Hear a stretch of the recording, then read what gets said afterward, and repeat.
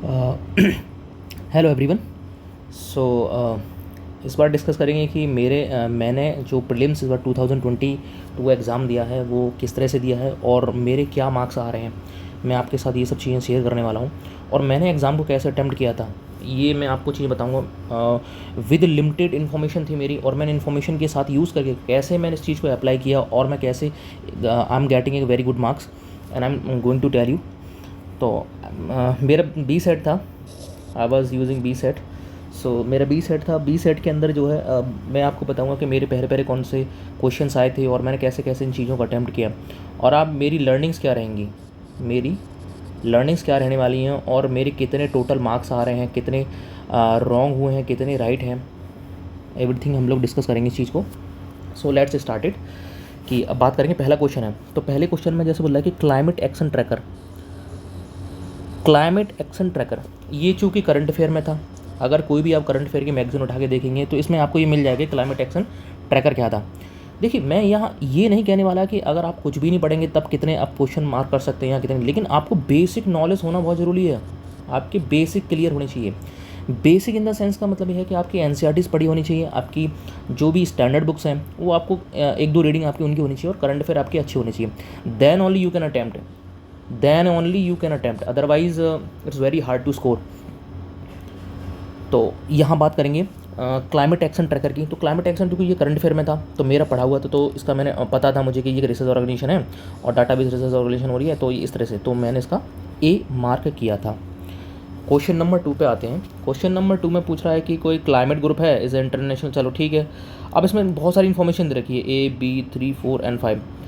ठीक है। अब मैंने इस चीज़ को कैसे निम्नलिखित करा कि मुझे एक जो 5 वाला जो है, अब 5 वाले को जब भी आप रीड करोगे तो इंटरनेशनल, जो इंटरनेशनल एनर्जी एजेंसी है is the secretariat to the under two coalition. ये मुझे पता था ये क्वेश्चन, ये चीज़ सही नहीं है। तो जैसे ही मैं 5 को एलिमिनेट करूँगा तो आई एम क्वेश्चन आंसर मेरा क्या आ जाएगा 2। तो यहाँ पे मेरी ट्रिक काम कर गई थी, तो यहाँ पे ये मेरा क्वेश्चन सही है। मेरा पहला भी सही था, मेरा दूसरा भी सही है। अब बात करते हैं जैसे तीसरे वाले को। तीसरे वाले क्वेश्चन में क्या दे रखा है कि if the rain forests tropical forests are lungs, if the rain forests and tropical forests are the lungs of the earth then surely the wetland function of the kidney. अब ये कह रहा है कि इसको रेफरेंस मान के ये बताइए कि वेटलैंड के क्या फंक्शंस हैं। अगर आप क्वेश्चंस ठीक से पढ़ोगे, इसके ऑप्शंस ठीक पढ़ोगे तो ये वेटलैंड के सारे फीचर्स होते हैं। ये भी होता है रिसाइकलिंग कर रहा है, न्यूट्रिएंट के इनके लिए अच्छा काम करता है, wetland play vital role in the maintaining the sedimentary, ये भी सही आपको नजर आएगा। लेकिन आपको ये बताना है कि किडनी क्या फंक्शन करती है। किडनी ये फंक्शन करती है कि कोई भी चीज़ जो एलिमेंट्स उनको कहीं फिल्ट्रेशन का काम करती है। तो आप क्वेश्चन अब जो है डी ऑप्शन पढ़िए, acquisition plant absorption heavy metals and excess nutrition. तो इसके रेफरेंस में तो लगभग लगभग चारों ही सही है, लेकिन मोर एप्रोप्रिएटली क्या सही है, तो डी सही है इसका आंसर। तो क्या आंसर इसका डी।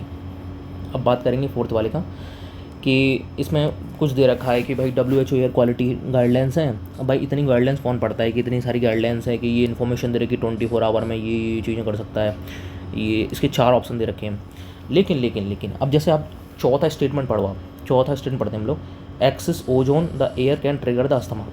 ऑब्वियस सी बात है कि अगर कोई भी चीज़, अगर मान लीजिए कि किसी भी तरह की अगर कोई भी एयर होगी अगर ज़्यादा एक्सेस में हो जाएगी तो अस्थमा मतलब कोई भी सांस की बीमारी हो सकती है। बिल्कुल सही है, जनरलाइज स्टेटमेंट है। तो ऑब्वियस सी बात है कि आप दिमाग लगा के कर सकते हो।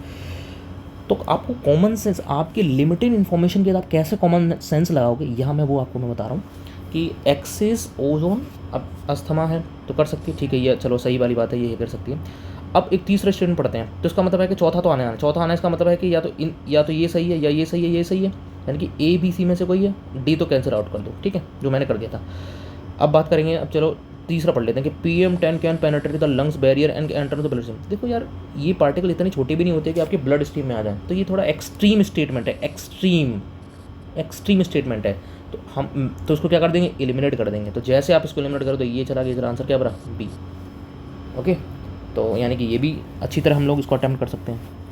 अब आगे बात करेंगे with reference to the guchhi sometimes mention. अगर किसी ने इतना करंट अफेयर पढ़ा होगा तो शायद वो इस चीज़ का जवाब देगा कि गूची क्या था।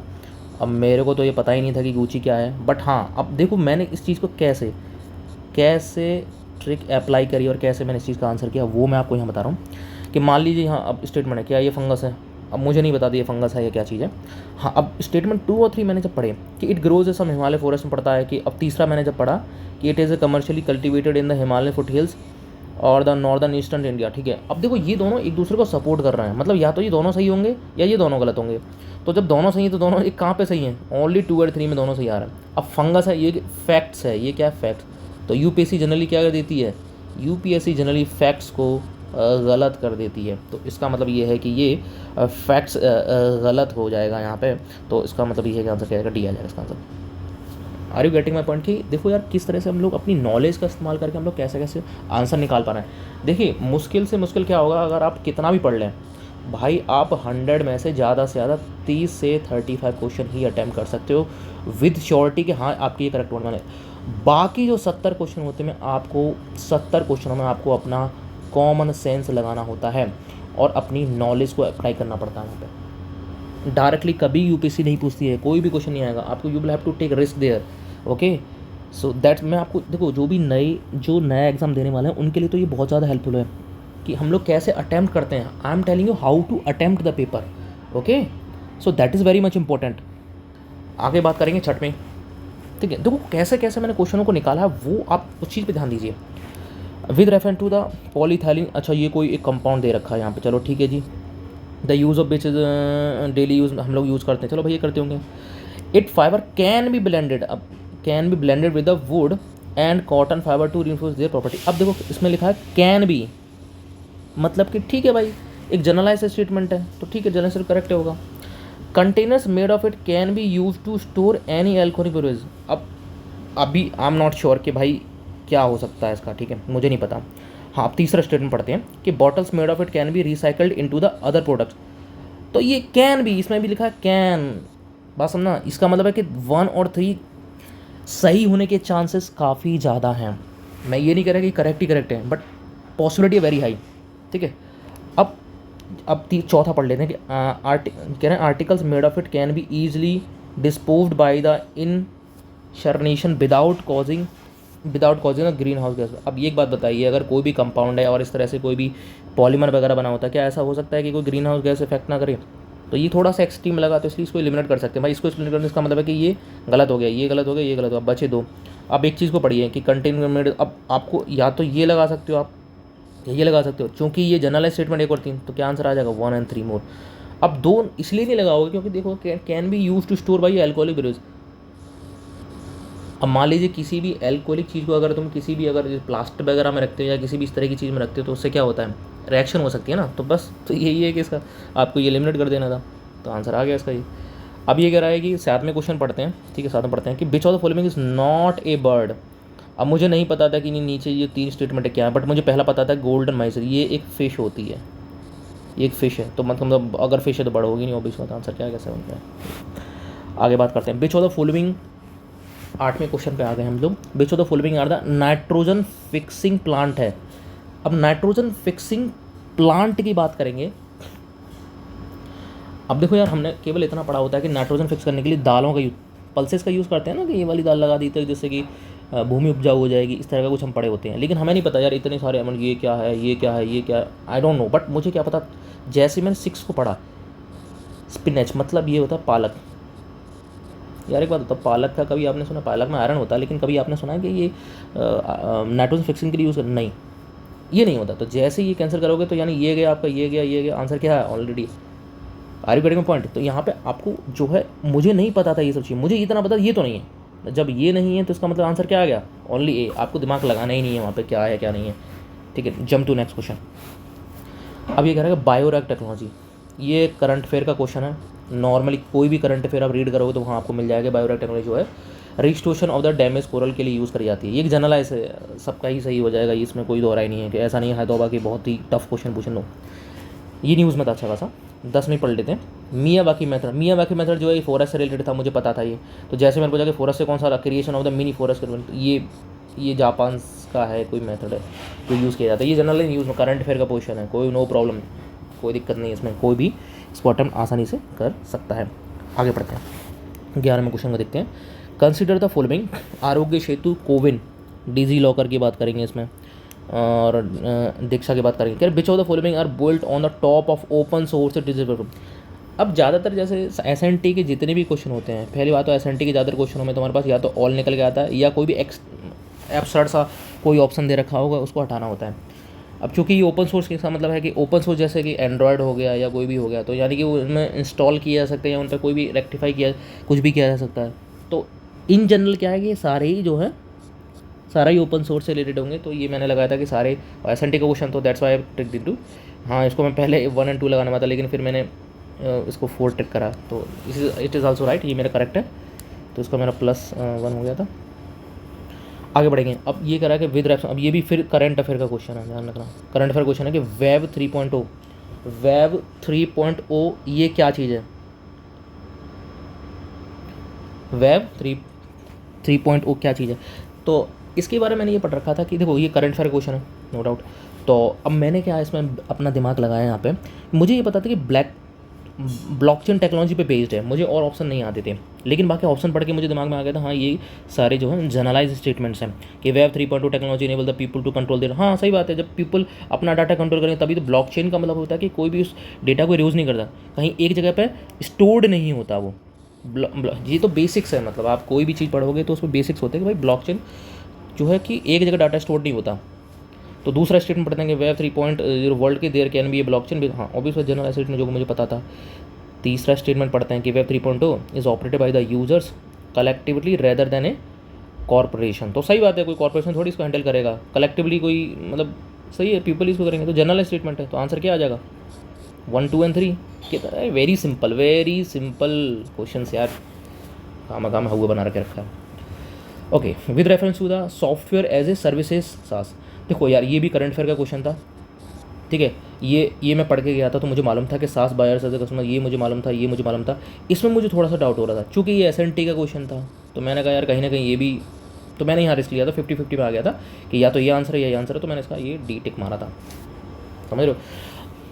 श्योर यार, देखो थोड़ा सा नहीं पता होता है किसी को भी, ठीक है। अगर जिनके मार्क्स में 120+ आते हैं ना, जो लोग 120+ से एक्स्ट्रा मार्क करते हैं, वो कहीं ना कहीं रिस्क लेते हैं, then only they can score, otherwise it's not possible. इतने कोई अर्जुन नहीं हो रहे हैं कि सबको पता है ये सब चीज़ें। 14वें क्वेश्चन की बात करेंगे। अब देखो ये क्वेश्चंस मुझे बिल्कुल भी नहीं आता था कि फ्रैक्शनल ऑर्बिटल बॉम्बार्डमेंट सिस्टम क्या है। ये करंट अफेयर का क्वेश्चन था, ये मैं पढ़ के नहीं गया था, मुझे नहीं आता था ये क्वेश्चन का, लेकिन मैंने ऑप्शंस पढ़े, मुझे समझ में आ गया।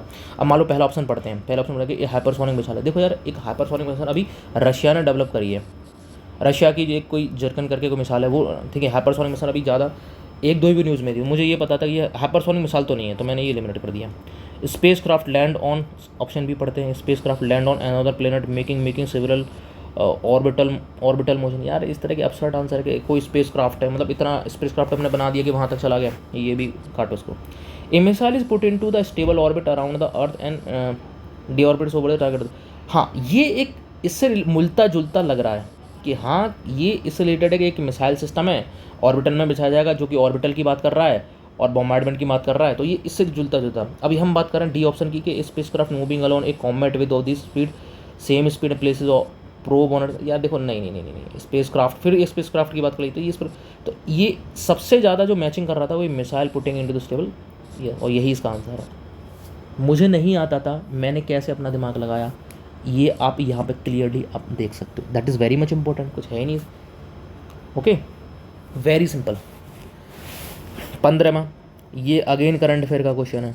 इसका मतलब ये है कि इस बार करंट अफेयर के क्वेश्चन अच्छे खासे आए और बहुत ज़्यादा ऐसे ट्रिकी क्वेश्चंस नहीं आएंगे, बहुत ही कि भाई किसी की आप विज़न वाला पढ़ोगे आप, ठीक है, विज़न वाला पढ़ के विज़न आया इसके 365 पढ़ ले जाओ या कोई भी पढ़ ले जाओ, एक कोई भी एक करंट अफेयर मैगजीन आप फॉलो कर लो तो आपको ये चीज़ें समझ में आने लगेंगी कि हाँ यूनी में से कोई क्यूबिट कोई मतलब सीधी सी मुझे बताता कि क्वांटम कंप्यूटिंग है, ठीक है। तो ये सिंपल सा क्वेश्चन था। फॉलोइंग कम्युनिकेशन टेक्नोलॉजी, अब ये अगर फॉलोइंग, अब देखो ये किसी को नहीं पता होता है कि भाई क्या क्वेश्चन आने वाला है, लेकिन हाँ ये कि अब ये पूछा है कि कंसिडर शॉर्ट रेंज की क्लोज्ड सर्किट टेलीविजन। सर ये सीसीटीवी होता है, सीसीटीवी कभी सुना है आपने? बहुत बड़े रेंज के लिए नहीं, छोटी रेंज के लिए होता है, यानी कि ये सही है। रेडियो फ्रिक्वेंसी आइडेंटिफिकेशन ऐसा समझो आप कि RFID साइकिल्स होती हैं, RFID जो हम गाड़ी में फास्ट ट्रैक यूज़ करते हैं ना, वो भी RFID पे बेस्ड होता है, तो ये भी शॉर्ट रेंज है, मुझे मालूम था ये। वायरलेस लोकल एरिया में शॉर्ट रेंज के लिए होता है, ये भी सही है, तो आंसर क्या जाएगा डी। SNT क्वेश्चन है तो ऑब्वियस सी बात है डी, थोड़ा ये भी आप सोच सकते हो। हाँ, अब 17वें क्वेश्चन में क्या है? 17वें क्वेश्चन मुझे भी डाउट है कि मेरा सही है गलत है, जो मैंने दिमाग लगाया था और जो कोचिंग वालों ने जो आंसर दे रखा है उसके बारे में थोड़ा सा कन्फ्यूज़न है। अब मुझे नहीं पता था कि बायोफिल्म्स क्या होती हैं। अब मैं पढ़ता हूँ सारी statement and I will find out what is answer. Biofilm can form a, ध्यान रखना कैन, फिर से आगे कैन, मे, साइंस एसएनटी के अंदर जहाँ कैन और मे कहीं भी लग जाता है तो वो ज़्यादातर सही होते ही होते हैं 90%। आई एम नॉट सेइंग कि 100% वो चीज़ सही होगी, no no no no, I am not saying that. तो बायोफिल्म्स दूसरा स्टेटमेंट पढ़े, biofilm can form a food, अब भाई कर सकता है, कैन कह रहा है भाई हो सकता है। Biofilm can exit the antibiotic resistance, देखो ये भी कहीं ना कहीं सही होता। मैंने अब देखो या तो आप ये आंसर सही है या इसका ये आंसर सही है। अब मैंने ये क्यों नहीं लगाया, और मैं इसका कई कोचों ने यही आंसर दे रखा है और एसएनटी का पार्ट है, मुझे हालांकि मुझे यही लगाना चाहिए था, लेकिन मैंने ये गलत, हो सकता है मेरा गलत हो लेकिन हो सकता है मेरा सही भी हो सकता है, क्योंकि कभी कभी यूपीएससी के आंसर की वेरी करती हैं। Biofilm can exit A antibiotic resistance, देखो यार एंटीबायोटिक और बायोफिल्म से मैंने कोई रिलेशन नहीं पढ़ा था, तो मुझे कहीं ना ये मैं एंटीबायोटिक रेजिस्टेंस में पढ़ के गया था, तो मुझे ऐसा कुछ दिखा नहीं कि एंटीबायोटिक से कोई डायरेक्ट रिलेशन है कुछ ऐसा। बट मैंने इसका 1 और 2 टिक कराया और कोचिंग ने इसका 1 और 2 3 आंसर दिया है, तो मे बी शायद यही आंसर सही है इसका, शायद मेरा करेक्ट नहीं है ये। नेक्स्ट वन 18 पढ़ते हैं। Okay, consider the following statement in respect of the probiotics. यार देखो मुझे प्रोबायोटिक्स नहीं पता थे कि प्रोबायोटिक्स क्या होते हैं यार, देखो ठीक है मैं पढ़ के नहीं गया था, लेकिन मैंने इसका आंसर कैसे सही करा मैं बता रहा हूँ। Probiotics are made of both bacteria and yeast, भाई हो सकता है, मुझे नहीं पता क्या है इसका answer. Okay, the organization is probiotics are found in the foods and weed ingest but they do not naturally occur in our guts. देखो यार ये थोड़ा सा एक्सट्रीम स्टेटमेंट है, एक्सट्रीम मतलब कि हमारे अंदर होता है नहीं है, बाहर से इंटेक करते हैं, बहुत कम चीज़ें होती हैं, तो इसको मैंने नलीफाई कर दिया था। जब मैं इसी को नलीफाई कर दिया, अब या तो ये आंसर सही है या ये आंसर सही है इसका। अब probiotics help in the digestion of milk, और कोई भी चीज़ किसी को हेल्प तो कर ही सकती है, ये भी जनरलाइज स्टेटमेंट है, जनरलाइज स्टेटमेंट है, तो इसका मतलब 3 सही है एंड 1 सही है, तो आंसर कैसा आ गया 1 और 2 3। आप देख रहे हैं किस तरह से लिमिटेड इन्फॉर्मेशन है और मेरे पास, और मैं किस तरह से आंसर सॉल्व कर रहा हूँ। हाँ, ये मैं यही टिक करके आया हूँ और यही मैंने दिमाग वहाँ पे एग्ज़ाम हॉल में मैंने यही एग्ज़ाम दिमाग लगाया था कि किस तरह से क्वेश्चन हमें करने हैं। आगे बात करेंगे 19 वाले क्वेश्चन की। 19 वैक्सीन, अब देखो वैक्सीन से क्वेश्चन आ गया कोविड-19, vaccine manufacture to the prevent the covid pandemic. चलो देखते हैं क्या है।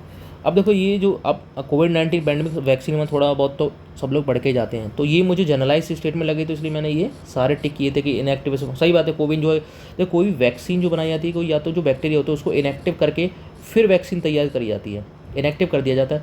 हाँ, या तो उससे कोई एंटीबॉडी बना ली जाती है तो हम वैक्सीन तैयार करते हैं, 2 तरह की वैक्सीन होती हैं, ठीक है। तो अब ये मुझे जनरलाइज स्टेटमेंट जब आप पढ़ोगे तो ये तीनों ही जनरलाइज स्टेटमेंट थे कि Covid vaccine manufactured using the vector, ठीक है हो सकता है, ये भी हो सकता है, तो मैंने इसलिए 1 2 3 लगाया था।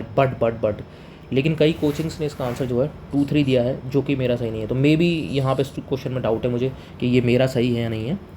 लेट्स होप, देखते हैं क्या। क्वेश्चन नंबर 20 की बात करते हैं। क्वेश्चन नंबर 20 में कह रहा है कि if a major solar storm है, फ्लेयर है, रीचेस टू द अर्थ। ये तुम्हें कहीं भी किसी क्वेश्चन में नहीं लगेगा, कहीं भी किसी बुक में नहीं मिलेगा, लेकिन आपको कैसे इसका आंसर निकालना वो बताऊंगा। एक सिंपल सा trick, following are the possible effective. अब ये कह रहा है कि सोलर फ्लेयर्स, अगर ये हमारी अर्थ है और ये हमारा सन है, तो इससे सोलर फ्लेयर्स आएंगी तो इसका इफेक्ट अर्थ पे क्या होगा। चलो पढ़ते हैं। पहला पढ़ते हैं कि GPS navigation system could fail, हो सकता है भाई जीपीएस सैटेलाइट से चलता है और जो फ्लेयर्स आए और सैटेलाइट को डैमेज करते हैं, तो भाई वो भाई जनरलाइज स्टेटमेंट है। दूसरा पढ़ते हैं, tsunami could occur at the equatorial region. यार एक बात बताओ, इक्वेटोरियल रीजन पे ही क्यों सुनामी आएंगे, एक बात, कोई डायरेक्ट रिलेशन है क्या? ये कुछ सुनामी कब आती है, सुनामी जब आएगी या तो अर्थ क्यों आ जाए, क्या सोलर फ्लेयर से अर्थ की, देखो डायरेक्टली कोई भी रिलेशन नहीं है, डायरेक्ट रिलेशन नहीं है। इनडायरेक्ट वे में आप बहुत कुछ चीज़ें सोच सकते हो कि फ्लेयर आ गई तो ये हो जाएगा, बट एब्सर्ड सा है, मतलब कि इक्वेटोरियल रीजन में ही आएगी सुनामी, और कहीं रीजन आ नहीं सकती। काटो इसको, तो जैसे ही आप 2 को काटोगे, सॉरी, जैसे ही आप जो है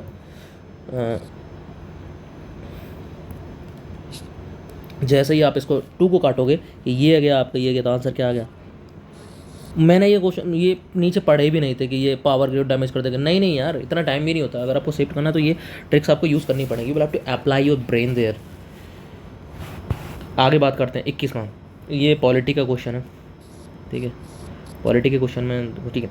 अब आप देखो 21 में मैंने क्या दिमाग लगाया था, अब 4 स्टेटमेंट है, मैंने जब तीसरा स्टेटमेंट पढ़ा ना, ठीक है, कंटेम्प्ट ऑफ कोर्ट के बारे में, हाँ ये पता है कि 1971 में एक एक्ट पास किया था, मुझे ये पता था, ठीक है, और ये मुझे पता था कंटेम्प्ट ऑफ कोर्ट का मतलब होता है कि जैसे कोई भी कोर्ट होता है वो एक दूसरे को पनिश कर सकते हैं, आई नो दैट, ये सब होता है। लेकिन ध्यान रखना, कॉन्स्टिट्यूशन देखो, constitution define the civil contempt criminal, ये नहीं है। वो क्यों इसलिए नहीं है क्योंकि ज़्यादातर कॉन्स्टिट्यूशन में डेफिनेशन बहुत कम चीज़ों की दे रही है। कॉन्स्टिट्यूशन बहुत ज़्यादा चीज़ों को डिफाइन नहीं करता है, क्योंकि ये जब 1971 में एक्ट आया था भाई उसी के अंदर डिफाइन किया गया होगा, तो ये मैंने दिमाग लगाया था वहाँ पर। तो जैसे ही इसको कट करोगे तो तीसरा गया, तो तीसरा गया, ये गया। अब चौथे को पढ़ लो, Indian parliament is vested with the power of making the law. अब 50-50 में खेले जाता आंसर ये है। अब सीधी सी बात है, पार्लियामेंट कोई भी अगर ज़्यादातर लॉ बनाती है तो पार्लियामेंट ही तो लॉ बनाएगी, तो इसके लिए क्या आंसर क्या आएगा? B is the right answer इसका। देखिए आप 100% श्योर किसी भी क्वेश्चन में बहुत रेयरली होगा कि आप 100%, हाँ ये है कि 50-50 अगर आप कर पा रहे हो, अगर आप वहाँ 50% भी रिड्यूस कर पा रहे हो, आपके पास दो ऑप्शन है 1 और 2, then go for it man, go for it. आपको ये लगा देने चाहिए, उनमें से एक या दो किसी को भी आप लगा सकते हैं।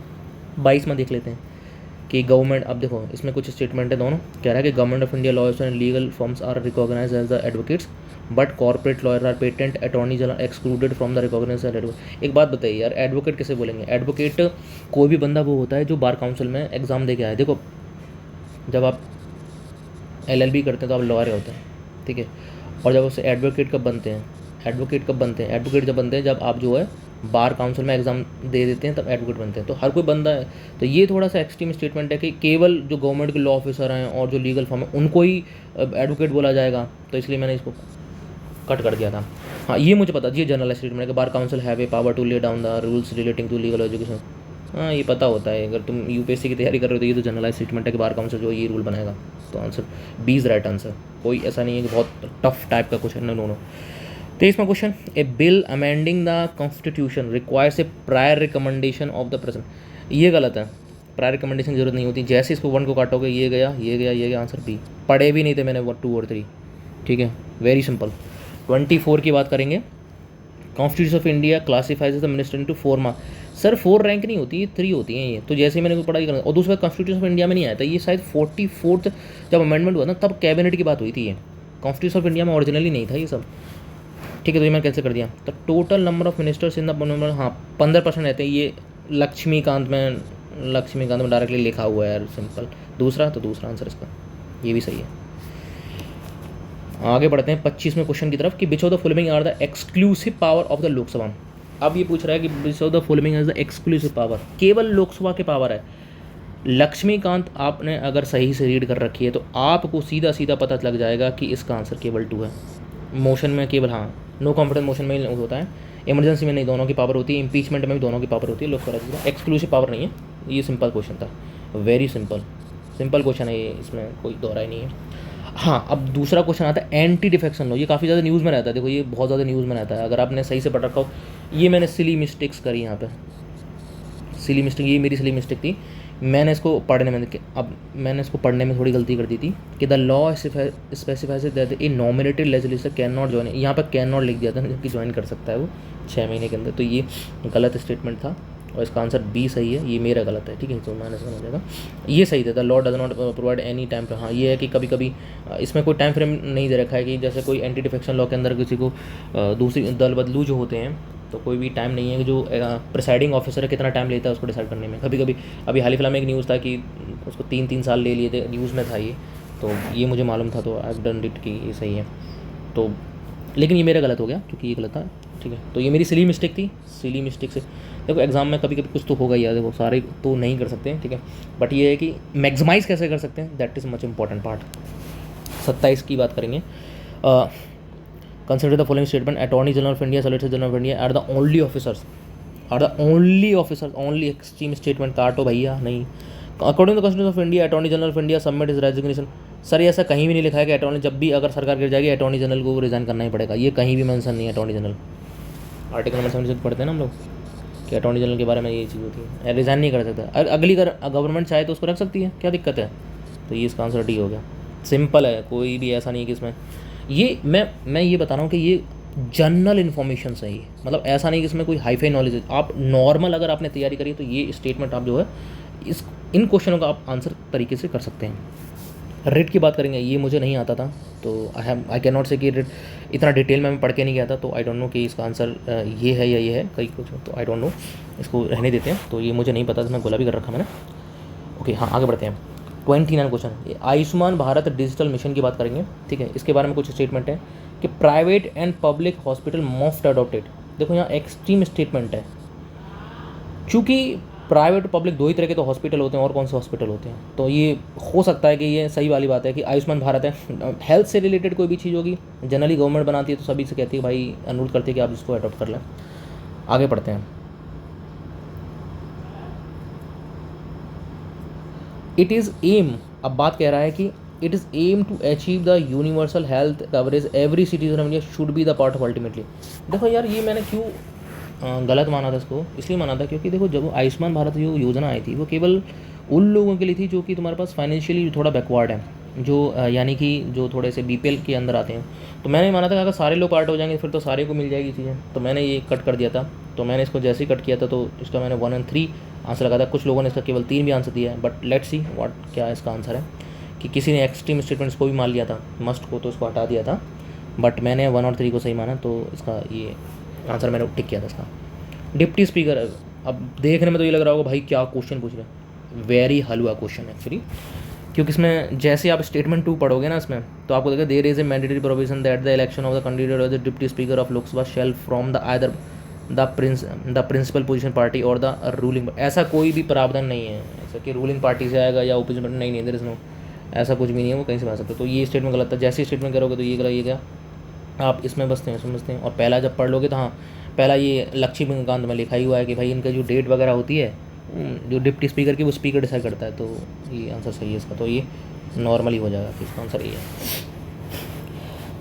ये अगेन कि रैपिड फाइनेंसिंग इंस्टीट्यूशन, ये करंट अफेयर में था, ये मुझे नहीं आता था तो मैंने इसमें तुक्का मारा जो कि मेरा गलत हो गया। तुक्का हमेशा काम नहीं करते हैं। मुझे ऐसा लग रहा था कि कहीं ना कहीं Asian development of world bank है, बट ये नहीं थे। आंसर इसका IMF है कि रैपिड जो फाइनेंसिंग इंस्ट्रूमेंट होते हैं, ठीक है, तो ये मेरा गलत है, इट्स माई रॉन्ग। अगेन एक अगेन जो नीड और रीड के बारे में, रियल इफेक्टिव एक्शन, ये एक इकोनॉमी का क्वेश्चन है, इकोनॉमी का, ये बेसिक है एक्चुअली, इकोनॉमी का बेसिक में आता है ये मुझे तो उस समय मैं पढ़ के नहीं गया था तो मुझे नहीं आता था कि ये नीड और रीड के बारे में क्या है। सो आई नॉट अटेम्प्टेड दिस, कि मुझे नहीं मालूम कि ये क्या है इसका। आगे बढ़ते हैं। Indian economy consider the following statement. अब ये स्टेटमेंट है, if the inflation is too high the reserve bank of India is likely to buy the government securities. यार बेसिक क्वेश्चन है, बाय नहीं करती, सेल करती है। अगर बाय कर लेगी तो यानी और पैसा इन्फ्यूज़ कर देगी इकोनॉमी में, तो और इन्फ्लेशन बढ़ जाएगी। तो ये स्टेटमेंट रॉन्ग है, ये एक कॉमन सेंस है, यहाँ पे कॉमन सेंस ऑफ ये इकोनॉमिक की बेसिक नॉलेज है। तो जैसे पहले एलिमेंट करोगे तो ये गया आंसर 2। मैंने ये पढ़े भी नहीं थे नीचे वाले क्या है इसके। 34 पढ़ लेते हैं, 34। G20 कॉमन फ्रेम है, consider the following statement. It is an initiative of the endorse of G20 है। देखो ये एक फैक्चुअल इन्फॉर्मेशन है कि मुझे नहीं आता था कि ये G20 कॉमन फ्रेमवर्क क्या है एक्चुअली, बट मुझे ये आता था कि it is initiative support the low income community. मतलब सही बात है, G20 होगा किसी भी लोगों को, ज़्यादातर कोई भी इनिशिएटिव होते हैं लो कंट्री को सपोर्ट करने का काम करती है, ये जनरल स्टेटमेंट है। अब चूँकि मैंने यहाँ जो दिमाग लगाया था ये था कि ज़्यादातर जो इन्फॉर्मेशन होती है UPSC गलत देता है, तो मैंने गलत कर दिया, तो मैंने इसका B टिक कर दिया, जो कि ऐसा नहीं था। ये भी आंसर सही है, तो आंसर क्या था ये, तो ये मेरा गलत हो गया। तो यहाँ पे कॉमन सेंस काम नहीं आ गया। ऐसे थोड़ी है कि हर जगह कॉमन सेंस काम आ जाएगा, ऐसे आ जाएगा तो फिर सारे लोग क्वालिफाई नहीं कर जाएंगे फिर। तो लेकिन यहाँ ये है कि मोस्ट ऑफ द केसेस में आप 70 से 80% आप अपना काम कर सकते हैं, आप अपनी कट ऑफ 50% से ऊपर आप जो है अपना स्कोर कर सकते हैं, जो कि जितना ज़रूरी है। 35 पढ़ेंगे कि advantage of the inflated index bond. अब देखो इन स्टेटमेंट को पढ़ के कैसे आप निकालोगे। अभी बोला कि इन्फ्लेटेड कोई बॉन्ड है और उनसे एडवांटेज क्या होंगे, तो इसका मतलब है कि जो इसमें प्लस ये कि प्लस स्टेटमेंट है, तो उसका मतलब है जो प्लस होगा ये गवर्नमेंट कैन रिड्यूस। पहला स्टेटमेंट पढ़ते हैं, government can reduce the coupon rates on it's borrowing by the way of IABs। हाँ मतलब कैन रिड्यूस कर सकती है, चलो ठीक है, जनरल स्टेटमेंट है। अब ये करा है कि IBP provide protection to the investor from the unsteady regulation, चलो ये भी जनरल स्टेटमेंट है। अब तीसरा पढ़ते हैं कि interest receive as well as the capital gain of the are not taxable. यार देखो गवर्नमेंट इतना भी बेनिफिट नहीं देगी आपको, ये थोड़ा सा एक्सट्रीम स्टेटमेंट है कि इतना भी बेनिफिट नहीं देगी आपको कि आपसे टैक्स ही ना ले। तो ये मैंने वहाँ पर ट्रिक लगाई थी कि नहीं ये तो नहीं है। तो इसका जैसे आप तीसरा कट करोगे तो आंसर क्या आ जाएगा ये। तो again your common sense works here. 36 की बात करेंगे कि भाई फॉरेन ओन्ड ई-कॉमर्स की, ये मुझे नहीं आता था, ठीक है। तो हालांकि मैंने लगाने की कोशिश करी थी बट इट्स माई रॉन्ग, ठीक है, ये मेरा सही नहीं है, तो इसमें नहीं जाएंगे। हाँ अब बात करते हैं following activities constitute the real sector economy. अब रियल सेक्टर देखो वो सेक्टर्स होते हैं जहाँ पे रियली कोई बंदा काम कर रहा होता है, नेचर से रिलेटेड होता है, ठीक है, जहाँ पे कोई भी बैंकिंग सर्विस सेक्टर चीज़ें नहीं हो रही हैं, ये होता है। ये चूँकि मैंने ट्रिक लगाने से कोशिश करी थी कि चूँकि इन सारा स्टेटों में ये ही एक अलग से दिख रहा था, तो मैंने इसको हटा दिया था। जैसे ही मैंने इसको हटाया था आंसर भी आ गया, लेकिन ऐसा नहीं था, ठीक है। यहाँ पे जो तुम्हारी ट्रिक है वो काम बिल्कुल भी नहीं करिए। यहाँ पे आपको नॉलेज होना ज़रूरी है कि भाई रियल सेक्टर होते क्या हैं। You must have the knowledge कि रियल सेक्टर होते क्या हैं, then only you can answer this question. Okay, तो ये मेरा गलत था, ये मेरा एक्चुअली माइनस हो गया, तो ये मेरा गलत था। इसका आंसर 1 और 2 है, ठीक है, कोई बात नहीं, कभी की चीज़ें गलत हो जाती हैं। इनडायरेक्ट ट्रांसफर्स क्या होते हैं? It is again it's my wrong, ठीक है, इसका आंसर डी है, ये मैंने सी लगा दिया इसका। Again my silly mistake, second silly mistake मेरी, ठीक है, कोई बात नहीं।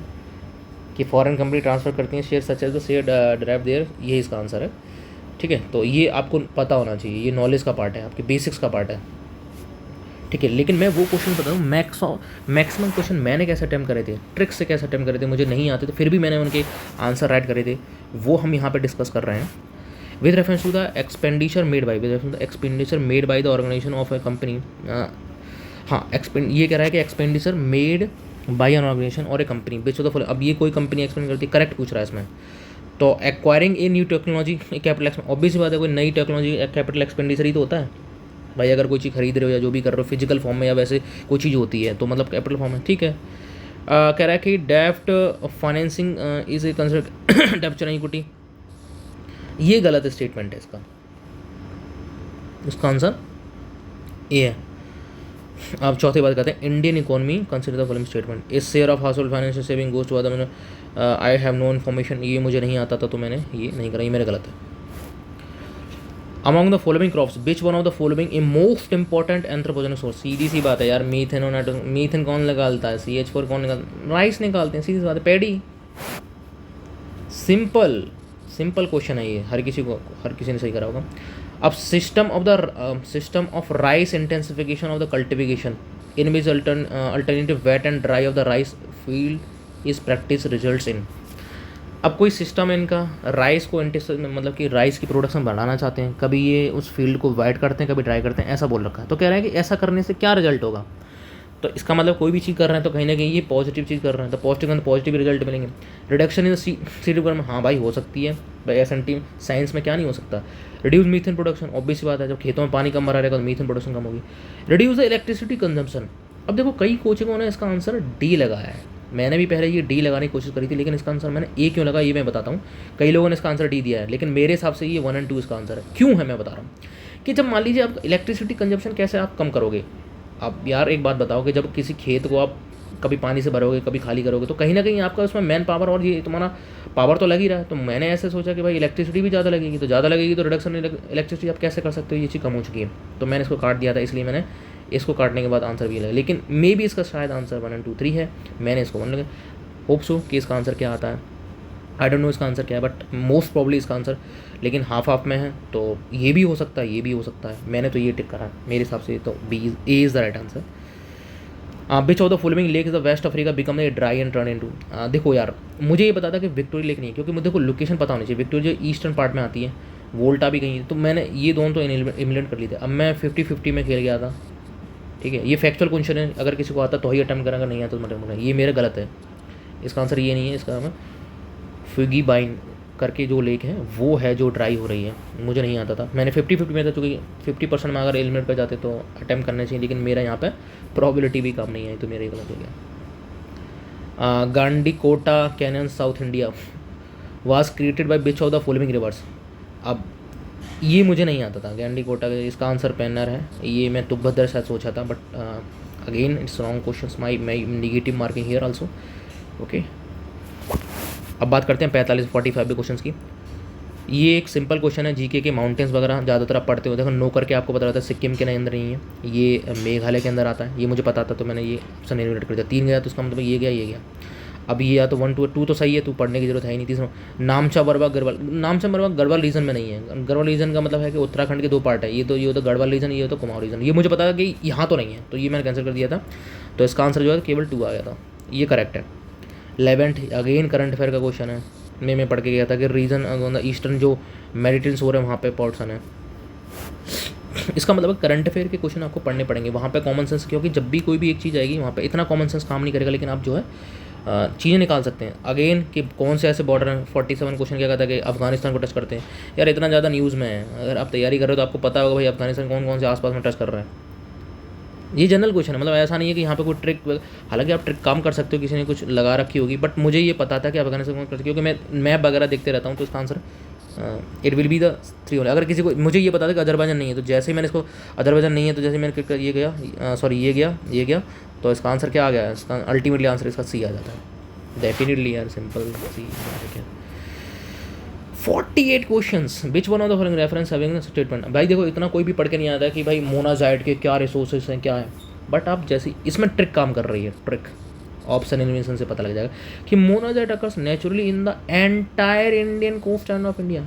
यार एक मतलब कोई चीज़ पूरी एंटर कोस्ट पे है, मतलब आपके पास अगर ये मैप है तो यहाँ भी मिल रहा, यहाँ भी मिल रहा, ऐसा होता है एक्सट्रीम स्टेटमेंट, तुरंत काटो। तीसरा जैसे ही काटा आंसर भी मिलेगा, और यही इसका राइट आंसर है, यही इसका राइट आंसर है। 49 कहते हैं नॉर्दर्न हेमिस्फीयर की बात करें, longest day of the year normal occur सीधे 21 जून को होता है, तो सीधी सी बात है कि सेकंड हाफ ऑफ द, ये जनरलाइज है, ये नॉलेज का पार्ट है, आपके बेसिक्स का पार्ट है कि आप जब पढ़ के जाओगे तो इसको सीधा कर दोगे। अब ये पूछ रहा है इसमें 50 वाले क्वेश्चन थोड़ा डिस्कस कर लेते हैं कि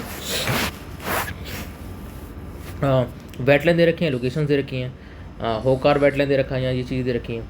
अब इसमें मुझे ये दो तो पता थे कि ये ये भी, हाँ ये मतलब जैसे बेसिक्स में हमेशा न्यूज़ में, बेसिक है हमेशा न्यूज़ में रहते हैं, ये हमेशा न्यूज़ में रहते हैं कि कौन से वेटलैंड, कभी अभी कई सारे वेटलैंड हैं जो हमेशा पिक्चर में आते रहते हैं। तो ये मैं पढ़ के गया था, तो मुझे पता कि रुद्र सागर ये त्रिपुरा में था, और मुझे पता रेणुका सागर जो इसमें था, और दिस वाज नॉट रॉन्ग, तो उसका ओनली 2 आंसर था। ठीक है, ये बहुत टफ नहीं है, ठीक है, ऐसा नहीं है कि बहुत ही एक्सट्रीम कहीं जा करके मैंने कोई आंसर टिक कर दिया, ठीक है, ये नॉलेज का पार्ट था। और आप जब वेटलैंड देके जाओगे तो you can answer this question very easily.